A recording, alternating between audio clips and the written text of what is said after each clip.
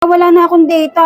Paano yan? Wala pa naman akong budget. Hala, hindi mo ba alam na may pinakamurang data na sa Shopee at pwede ka pa makaabil ng piso lang piso lang yung ibabayad mo. Talaga? Paano naman yun? So, madali lang yan. So, pupunta ka lang dito sa Shopee mo, tapos itatap mo na yung, dito yung mobile data, yan, load, bills, and travel. May nakalagay dyan, 1 piso data deal. So, tingnan mo, meron ka pang available na piso. Ayan, kitang-kita nyo, ayan. Meron siyang piso. Pwede mo yan avail. So, i-grab mo na yan ngayon. Pero if ever na makuha mo na yan, meron ka pang chance na bumili ng mas mura kasi meron silang 10% off. O, diba? Ang ganda-ganda talaga nito. So, maglo-load ka na lang din. Di, syempre, dito ka na sa Shopee. Mas makakamura ka pa, diba? Ayos to Simula ngayon, dito na ako sa Shopee bibili ng data.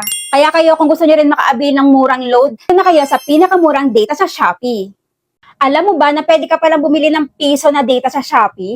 Yes, dahil may pinakamurang promo data ang Shopee na may piso data deals para sa mga eligible new Shopee data buyers sa selected promos. Pero kung hindi na available sa account mo yung piso data flash deals, okay lang yan. Kasi daily may ino-offer si Shopee na 10% off on data packages na available sa lahat ng network.